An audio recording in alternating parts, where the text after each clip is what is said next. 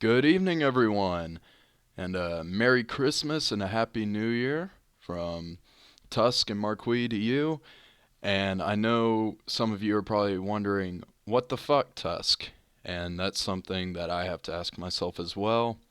I greatly apologize for this 2 week hiatus that I've taken. Unfortunately, I've just been very busy, primarily with the holiday season type shit, uh, as well as a few other personal affairs I've had to handle. I just haven't had the time to record these past couple of weeks, but I'm back. I'm not dead. And as always, I'm back with Marquis. Merry Christmas, Marquis. How have you been? How's your Christmas? Merry Christmas, Tusk. Been a pretty great Christmas, if I do say so myself. Picked up some new reading material here and there, got some reading done, got some writing done, and I believe that was going to be the topic of our episode.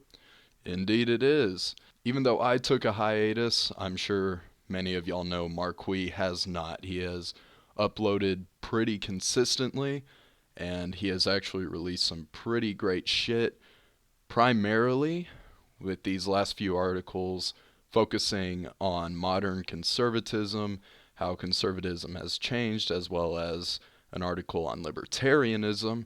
And I strongly suggest y'all go check those out. They're pretty fucking great at theconservativecritique.com. Y'all can find links to it on my podcast page. And today we're going to discuss just that. So, conservatism. Has it become statist? Right.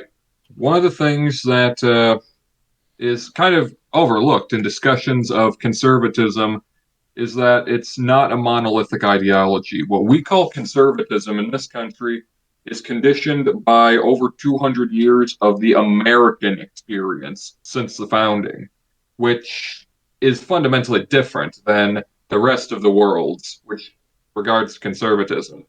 Because this country being conceived in liberty, as Rothbard put it, liberalism, not conservatism, was the founding doctrine of this country. Conservatism in Europe is more tied with the Tories of England, and on the continent, monarchists and some other disreputable groups, some of them fascistic, that have absolutely no rooting across the Atlantic. But I digress. So, when we think of conservatism in this country, we're thinking of something that obviously you're conserving something. In this country, what we're conserving is what we built originally. We're conserving the American Revolution, which is a rather unfamiliar way to take the word as the rest of the world would see it, but to us, this is just normal.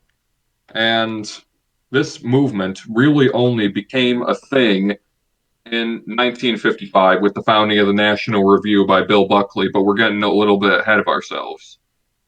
Right. In the 50s, there was a sea change in conservatism, and it went from the era before it, which was characterized by the old right, which were like Frank Chodorov, H.L. Mencken, Albert J. Nock, and them, who were opposed to Roosevelt and the New Deal.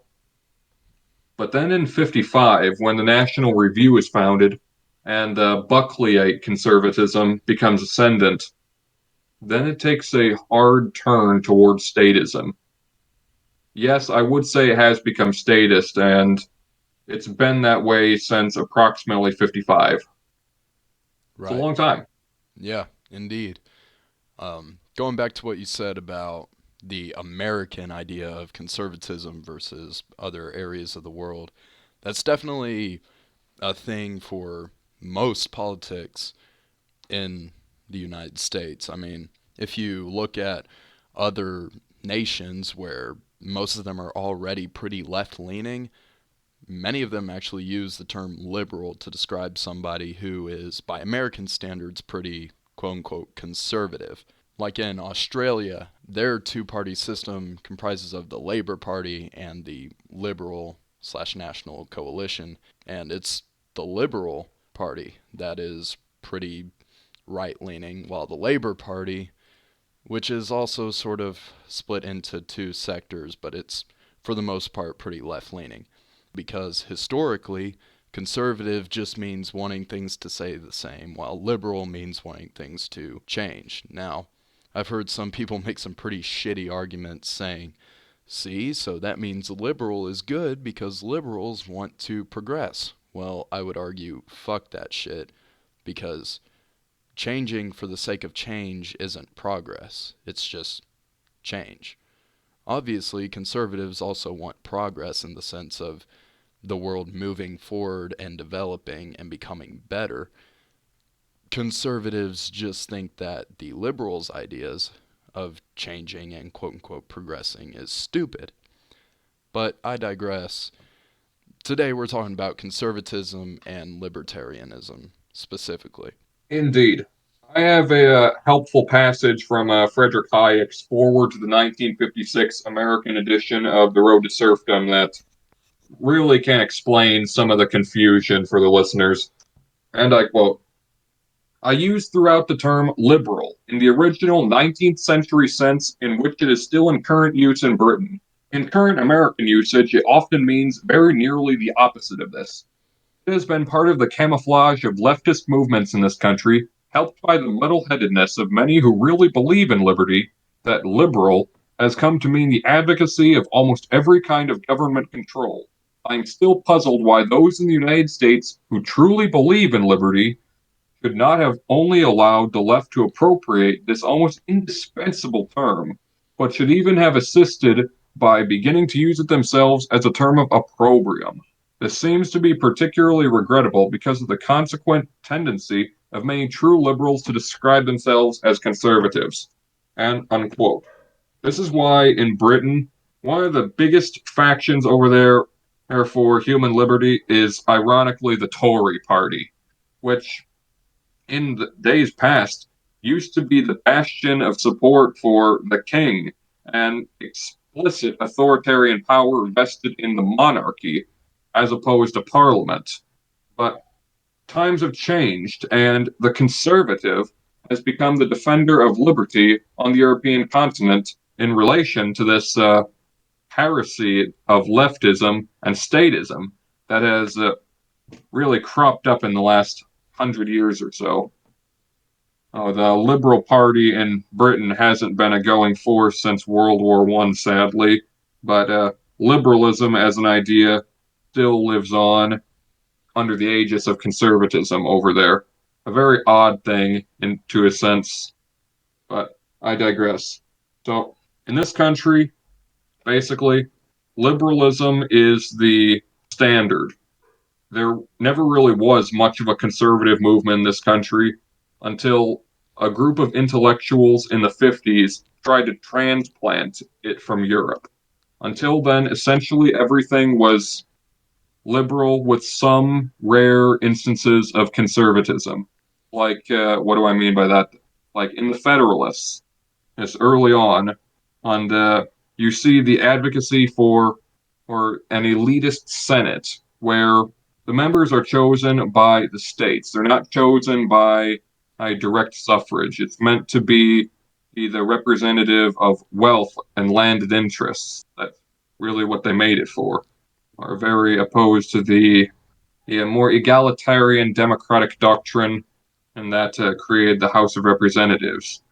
That, the former, is a constant throughout our history, and still most of it is liberal until around the 50s when that transplant happens, which is again Buckley and his friends creating a new conservatism. Nowadays, it seems like conservative and liberal, again, conservatives, or when I say conservatives, I mean more right-leaning people, like pro-lifers, pro-gunners, people who support the Electoral College, people of that nature, they still want progress. So when we say conservative and liberal, nowadays it tends to just mean, well, viewpoints that have been designated as liberal versus conservative. Again, liberal historically means wanting progress, conservative means wanting things to stay the same. So even when abortion laws were at their loosest, even when the nation had its peak of pro-choice laws, being pro-choice was still considered liberal, and being pro-life was considered being conservative.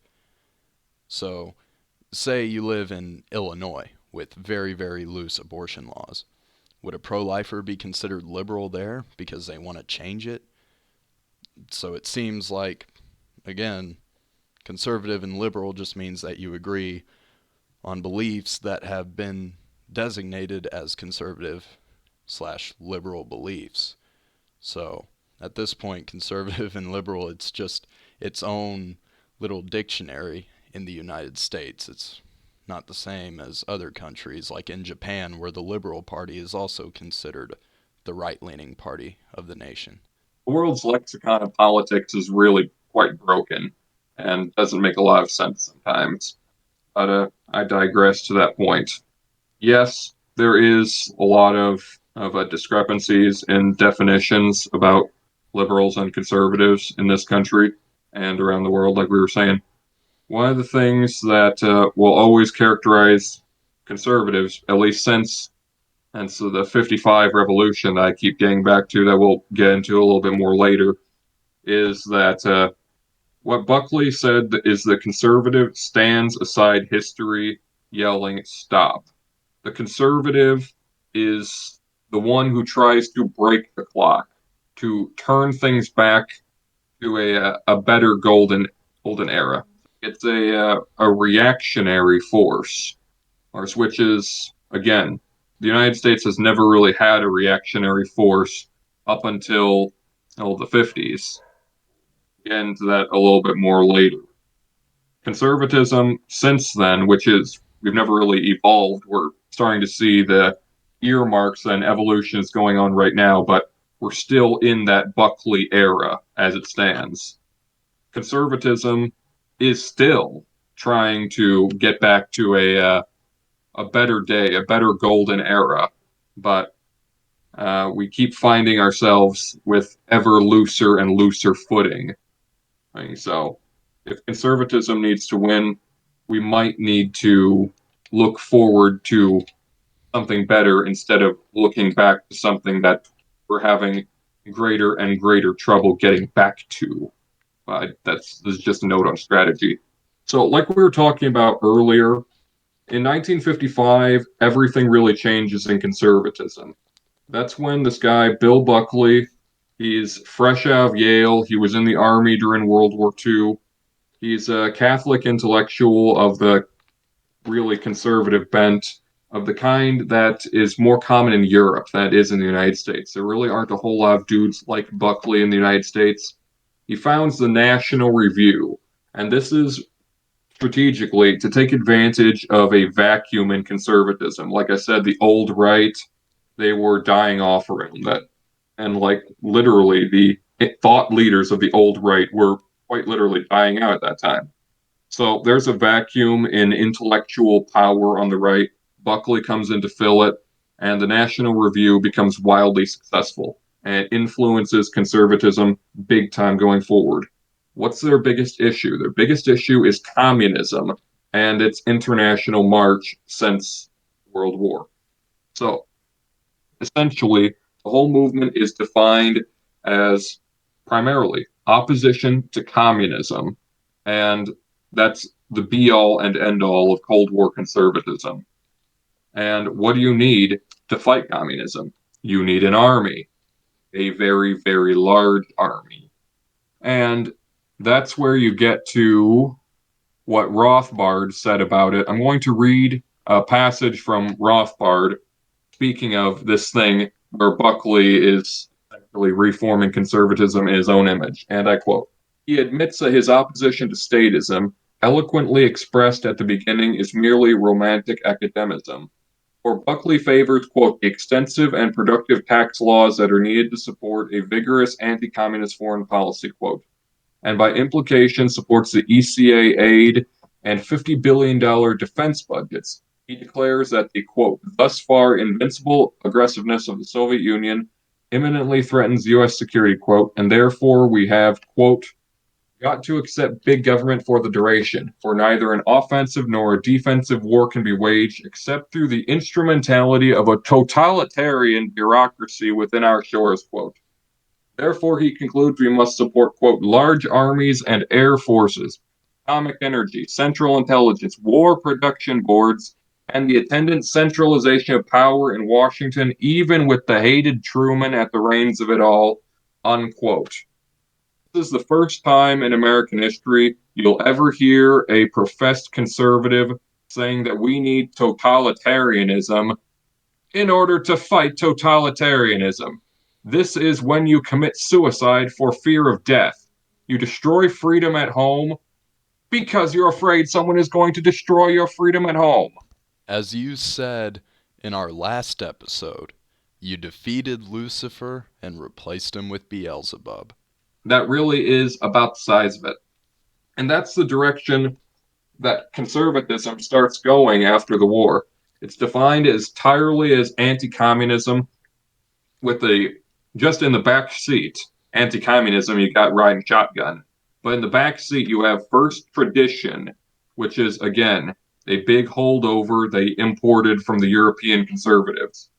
That's a concept that figures much more into traditional European conservatism than whatever you're going to label as American conservatism. There isn't a whole lot of real American conservatism or Buckley in them, but I digress. Liberty comes basically in third in their hierarchy of needs.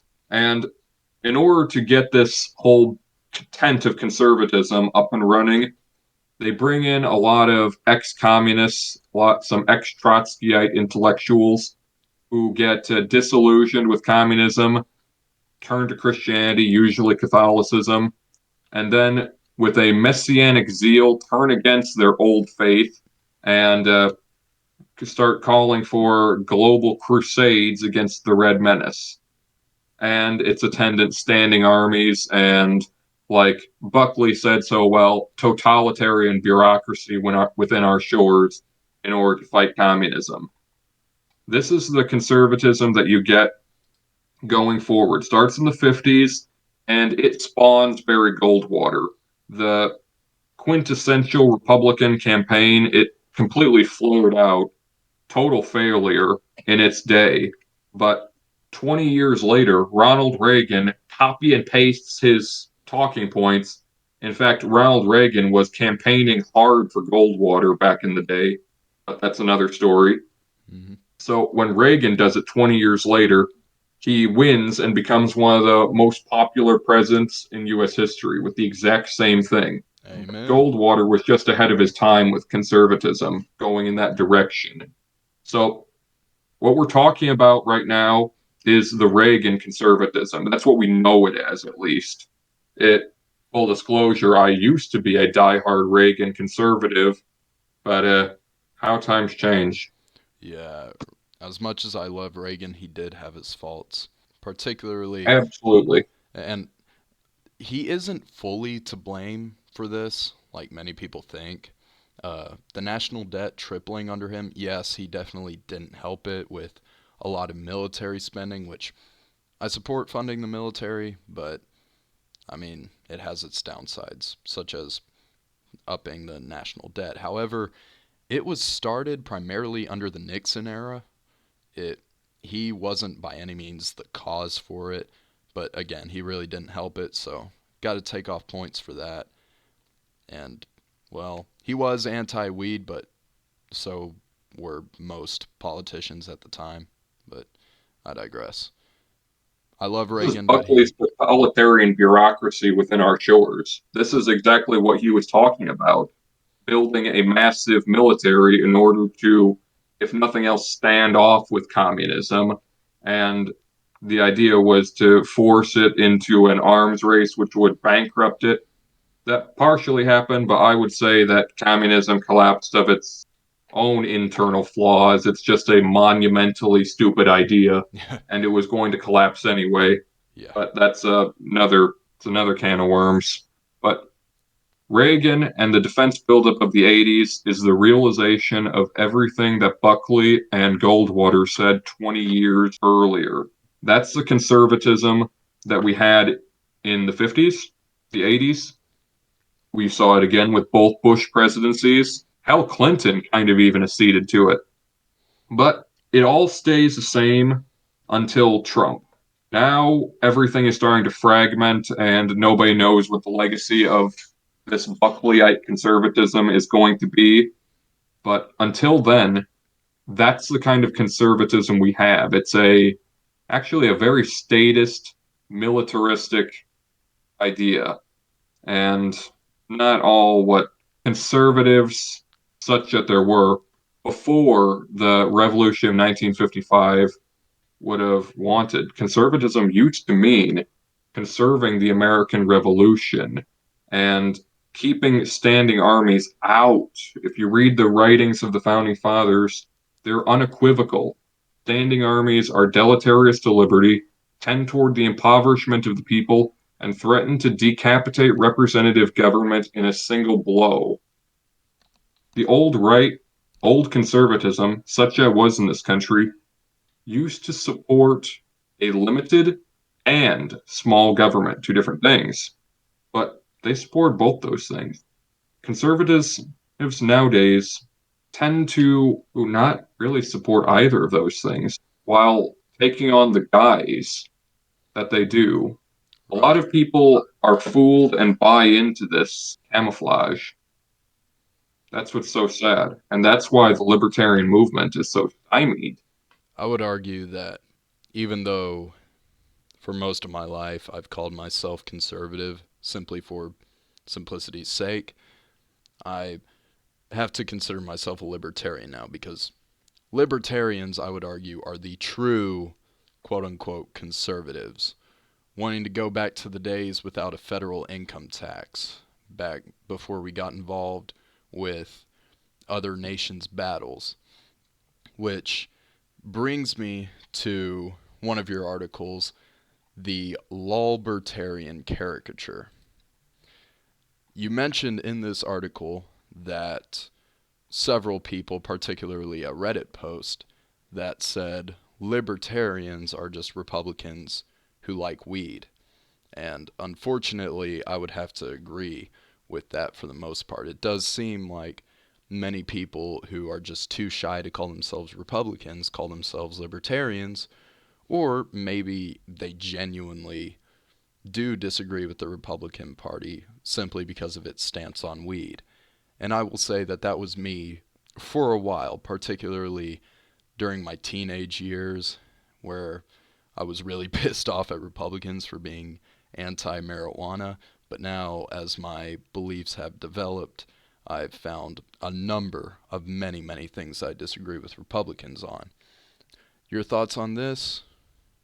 Right. It strikes me, like I said in that article, that it's simply a caricature that's very misleading to call the entire libertarian movement and everything that's gone into it just a protest to the Republican view of weed. That strikes me as extremely illogical. When you get right down to it, there is more doctrine and theory behind the libertarian movement than Marxism ever dreamed of having. And just reducing all of that down to a protest about marijuana really doesn't make a lot of sense to me. The roots of libertarianism go back a very long way because it really is the philosophy of liberty. Libertarianism is, of course, the heir to classical liberalism, and the germs of classical liberalism and liberty go back almost to the dawn of civilization. The first word for liberty was pronounced amagi, and that was actually in cuneiform. So it's been a second since the first inscriptions of liberty were written. It really has been a second. Right. And reducing all of that down to marijuana just never made sense to me. Republicans are they claim to be the anti-statist party, but they're not the anti-statist party. They support corporate welfare, protectionism, the military-industrial complex, the income tax, yes, the drug war, but we could go on. There are so many worse things than marijuana criminalization that Republicans support that tend to the empowering of the state and the disempowering of the people and the stripping of their civil liberties, that the differences between the two are quite long. And the more you get into libertarianism, the more you'll see that there is hardly any agreement on what constitutes a libertarian at all. So even if some libertarians are just Republicans who want to smoke weed, then all the other libertarians are busy engaging in a bar fight over what libertarianism is. Exactly. Funny enough, it seems like most modern Republicans aren't even against weed anymore. Uh, One of the things that breaks my heart about Ron DeSantis, though, is he's a step in the right direction, although he did say before that under his governorship of Florida, recreational marijuana would not be legalized. Although I have seen accounts of him perhaps changing his mind on that, him saying that he would go with what the people willed, which God bless him for that. Although he has always been for medical marijuana, which is, like I said, a step in the right direction. But most Republicans that I meet nowadays, I mean, it's one of those things that we are going farther to the left on and that I actually agree on. Is that left? By America's standards, yes, it's been considered the again, going back to what I said about what's deemed conservative and liberal in the United States, it's just views that have been designated for each. So I guess uh, by the worldwide standards, I'm not sure where that falls, but in American standards, it's considered the left wing idea. Leftism is truly the aggrandizement of the state and the minimalization of the individual, collectivism over individualism, and the subsuming of the one into the many, dissolving him as one droplet of water into the Pacific Ocean. This is leftism when you get right down to it. Really quite a disturbing creed. I don't understand why people like this when you sit down and pick it apart because of how dehumanizing it is. But I digress. It really is the essence of liberalism, not leftism, Right. to expand the sphere of human action and expanding what people can do consensually in a society, so Right. long as it's not harming anyone, True. which smoking a dumb plant really isn't. I am personally behind legalization 100% as a classical liberal myself, but personally, I completely hate that stuff, and there's no way I would ever touch that with a 10-foot pole, which it puts me on the reactionary end of even most Republicans. But I explain this by one quote from Lysander Spooner that makes it eminently clear. Vices are not crimes to be punished. One does not punish by the state's prisons, police, and guns an act of immorality. You punish, instead, aggression, actual physical coercion, and breach of contract, which causes measurable harm to someone. That's what the state punishes. It does not punish immoral choices that a person makes. That is the purview of God. Right. Yeah, you had the point there. I should have said going more liberal rather than going more left. I despise the left. I never use the words Democrat, liberal, leftist, or progressive. I never use them interchangeably because there is a difference. The Democratic Party is, well, it's just a party, and it's pretty a pretty broad party uh, in that sense. It's you have conservative Democrats, you have uh, more of the stereotypical liberal Democrat, and you have the leftists who side with the Democratic Party. That's why every time I get in a debate with someone and they say something like the Democratic Party is actually not left wing, it's right wing, just not as right wing as I'm like, shut the fuck up.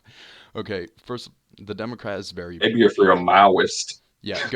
Go find a communist. Go find a blue-haired communist on the streets of San Francisco and ask them who they voted for. I promise you, it will not be a Republican.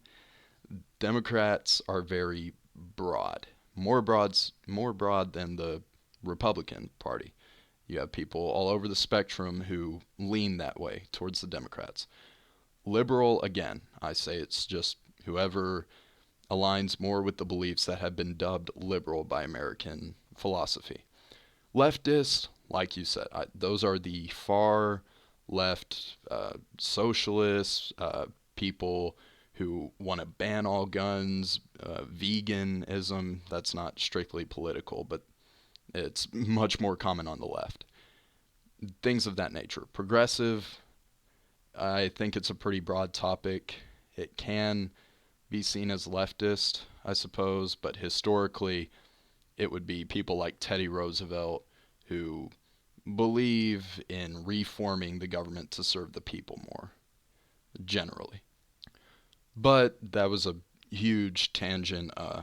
Going back to libertarianism, like I said, many Republicans are also now starting to ease up on marijuana, and many are starting to fully support it, which is why I think it can be pretty dangerous for the libertarian philosophy for people to only see it as a pro weed movement, considering that once Republicans are fully behind it, which I hope happens in the near future, many people will lose sight of what libertarianism is supposed to be, and the entire ideology could very well just fade away. And that would be pretty heartbreaking because, as somebody who sides pretty solidly with libertarian ideology, there is a lot more left to do besides weed being legalized. Taxes are still way too fucking high. The welfare state, unfortunately, exists. Thousands of 18, 19, and 20-year-olds are still being rounded up and sent off overseas to die fighting another nation's war. Gun laws are still way too strict. We And still have a federal government. yeah, fuck it. I mean, first of all, I know this is going to piss a lot of people off, but I think the best thing that we can do for libertarianism is completely erase all of FDR's effects on the United States. His entire fingerprint of his presidency, gone. We need to get rid of all that shit. Oh, yeah, and I the definitely Espionage agree. Act still exists. Fuck that shit. Indeed, we're definitely going to have to roll the clock back in that respect. Quite a bit, quite a bit. Going to have to set the clock back to early America. But yes, I digress. I'm not too worried about the libertarian movement completely being extirpated. The liberty movements around the world have historically had some big ups and downs. And even when they're defeated in one spot, they'll crop up again in a few years someplace else. There'll be new leaders. It'll have a slightly different flavor, but it really just keeps coming. In my article, I named a number of groups in American history that have been accused of or have claimed the mantle of libertarianism. The founding fathers, the Jacksonian Democrats, Austrian school economists, anti war protesters, Randian objectivists, Rothbardian anarchists, Ron Paul enthusiasts, Hoppians, hippies, the LOLbertarian that we were talking about earlier, Bourbon Democrats, Cleveland Democrats, Gold Democrats, we could go on. Libertarianism and the movement for liberty, just in general, is plastic. It can mold to fit certain special circumstances. And as the fellow in the Guy Fawkes mask from V for Vendetta tells us, ideas are bulletproof. You're not going to exterminate them. You're not going to stop them. The only way that you can defeat an idea is with a better idea. And eminently, I do not think that's possible because liberty is a very difficult thing to refute. I would actually call it axiomatic. And one does not refute axioms. It's Right. just going to keep coming back no matter what you do to it. That's fair. In the United States, with how toxic the political climate has become, it's very difficult for libertarians to get along. Like you said, the libertarians fighting in a bar over what it means to be libertarian. I would say libertarian means that it means wanting less government in very basic terms.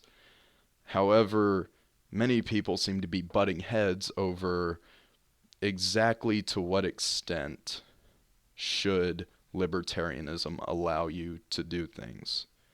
For example, I have been told on multiple occasions by people, by typically left-leaning libertarians, that I cannot be libertarian because I have at some point voted Republican, particularly because I support Ronald Reagan. And to which I said, so my views on marijuana should shine above all my other views, like on gun control, the border, the economy. And they said, well, if you were a true libertarian, someone's right to put something in their body should be one of the most important issues. To which I said, fuck off. I care more about my right to defend myself than my right to be able to smoke a blunt walking down the sidewalk. It also stems to a few other issues, such as abortion. Many left-leaning libertarians will probably tell you that you cannot be a libertarian if you are pro-life. And again, abortion is one of my least favorite political issues because I see it as a moral one rather than a political one, because pro-lifers think that it should be viewed the same as shooting somebody on the side of the street, while pro-choicers view it the same as having the right to smoke a cigarette. But that's where I say we kind of have to take the issue of abortion out of libertarianism because, again, it's a moral issue. Quite a So, moral issue it is, because consider this. If the pro-life people are correct, and this is a human life that we're allowing to be extinguished, then we've allowed over 50 million children to be killed in the past few decades. exactly. That is almost the amount of people who were killed in World War II. That is a crime against humanity that is of unconscionable proportions. So I would actually say that this needs to be the biggest political issue. And actually in company of Ron Paul on this one. When he was writing the book, I have it right here. Yeah, Liberty Defined a few years back. He alienated some people in the libertarian movement by saying that he was emphatically against abortion because essentially, if the pro-life people are right and this is a child that we're aborting right now, then we need to afford it the most rights we can possibly do that. Because if you just honor the right to bodily autonomy 100% of the woman, then in the process you're going to abrogate not only the bodily autonomy of the kid, but all of his other liberties. That's a lot of other liberty to be abrogated. Right. So you have two liberties grinding up against each other. You have to take which one is weightier. And the right to not be killed slams down as a very weighty right indeed, relative to quite literally anything. So I definitely am in favor, from the libertarian perspective, of putting abortion at the top of the ticket. But again, then we have the left wing libertarians. I would say that's an oxymoron, and you cannot be a left wing libertarian. But Right. this is, again, libertarians and being a fractious bunch. If we were less fractious and we had any of the internal discipline that the Republicans or the Democrats had, we would have had a libertarian president by now. But Right. I digress. Again, the pro-life libertarians, and contrary to what the quote-unquote left-wing libertarians like to believe, there are pro-life libertarians. The pro-life libertarians believe that aborting a child is murder in the same way that shooting somebody is murder.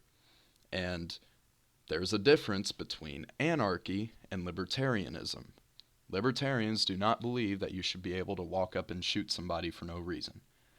So, if you're a pro-choice libertarian, actually, I say this in pretty much every abortion debate, until you explain and convince a pro-lifer that abortion is not murder, all other abortion arguments go out the window.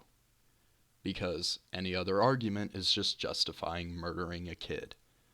That's the pro-life argument. Saying, oh, well, what if she's not ready to be a mother? Does that justify murder? What if the child can live a bad life? Well, does that justify murder? Last I checked, it's not legal to kill a homeless person. What if the child can be born with serious birth defects? That does not justify murder. You're going to have to convince pro-lifers that it's not murder. Until you do that, anything else doesn't matter. Indeed. Especially when you get to a point that statistic I saw the other day was that 95% of the abortions performed in a given year tend to be completely elective. Nobody's health is compromised. The baby's healthy. The mother's healthy. Nobody's even claiming that it will have a negative mental effect on the mother to have the kid. So all those cases that we hear about so much are squeezed into that tiny 5%. So all those really rare exceptions that you hear about total up to a vanishingly small amount. If you want to talk about those in a different setting, that's fine, but I'd rather talk about the 95% that are totally elective, that are just because. That's the reason. And killing a kid just because strikes me as profoundly immoral and profoundly unchristian. Exactly. But again, I hate the whole abortion debate for this very reason. It's moral, not political, and unlike, say, economic issues or gun control, this isn't looking at numbers saying if we change this law, it'll have this effect. It's just asking, is this right? And funny enough, looking back through American history, the abortion issue is eerily similar to the slavery issue of the 1800s. I mean, really, you look at it and it is almost word for word the same. Actually, one of the few differences actually was a lot of the slavery issue wasn't started over asking if it's morally okay. Many of the abolitionists simply viewed it as harmful for the economy because so many working class people found it hard to find jobs because, well, would you pay somebody when you can have somebody doing it for you for little to no cost? Other than that, you have, well, again, this is just titles, but the Republicans who are against it and the Democrats who are mostly for it. One side is saying these don't count as people, and the other side saying, no, this is a moral travesty and we're not going to let it happen. It is scarily similar.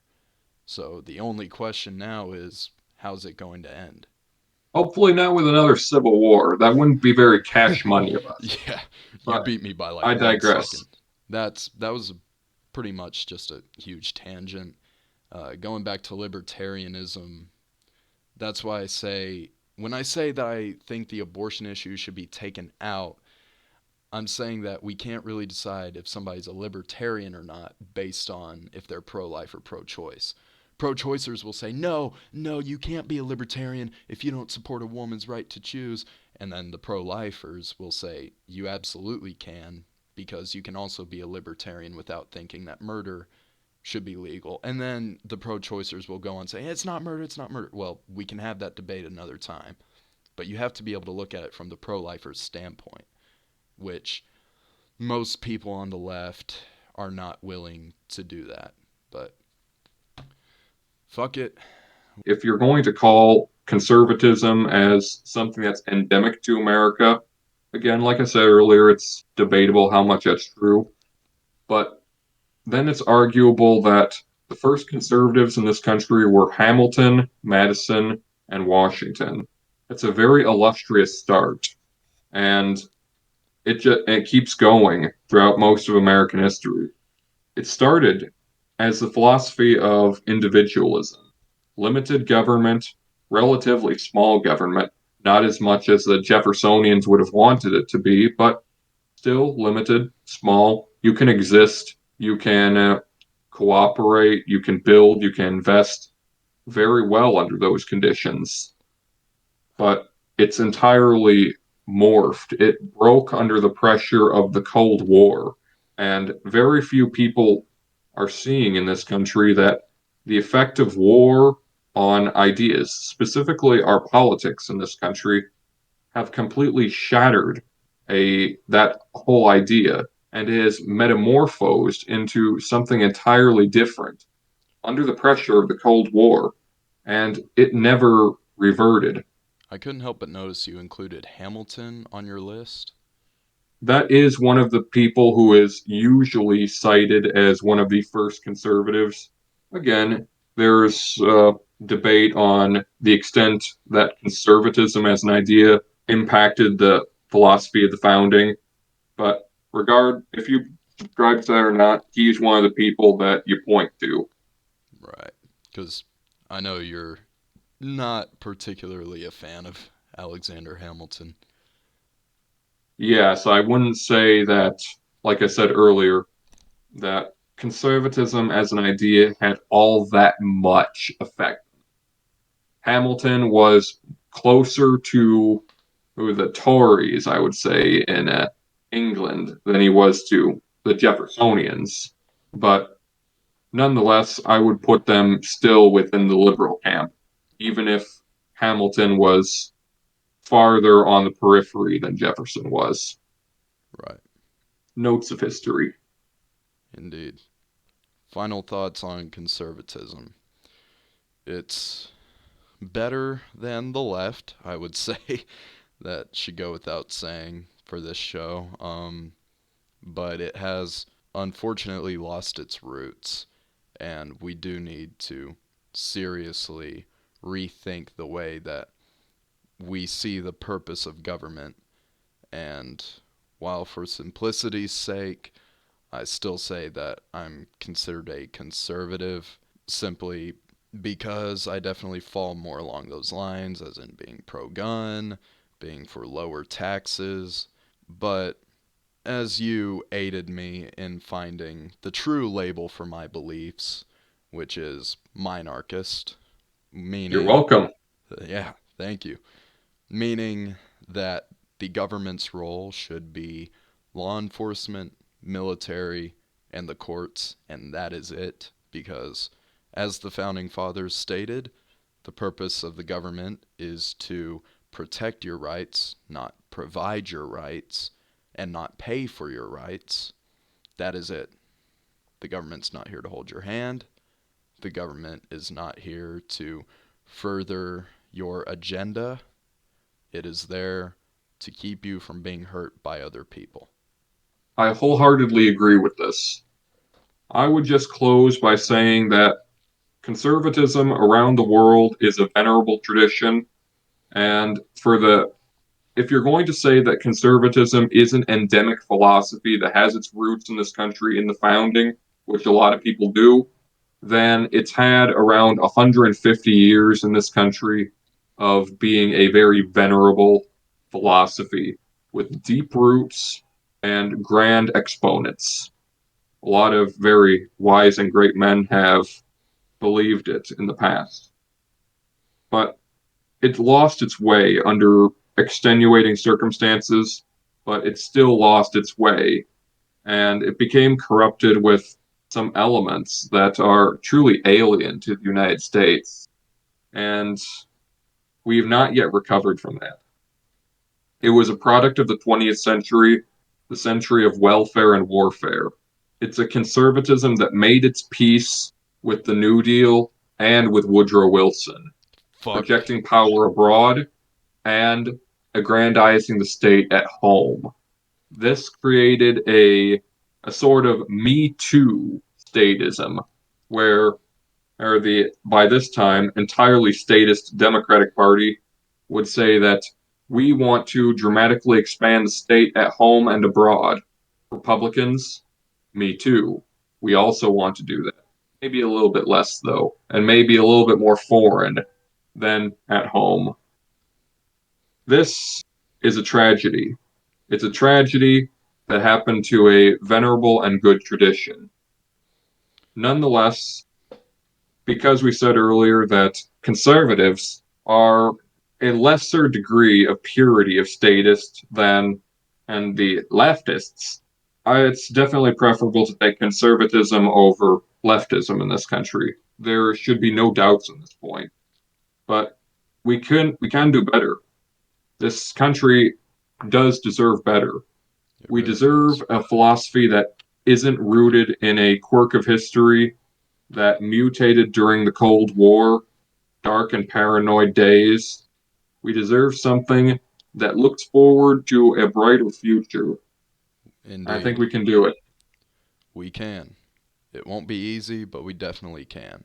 First things first, we have to all stand together and collectively scream, fuck the New Deal. Fuck Wilsonianism. I agree. Is it too much to ask for just another Calvin Coolidge? At this rate, probably. Fuck. You never know, though. Maybe. Maybe. Anyways, Merry Christmas, everybody, and a Happy New Year. You will probably be seeing this episode on the 1st. Hopefully, that's when I plan on uploading it, which means if you're listening to this, congratulations. Election year is next year. So, hopefully, 2 years from now, we'll have a new president-elect. God willing. Hopefully. But anyways, that concludes this episode. Thank you all for listening. Merry Christmas, Happy New Year, and God bless America.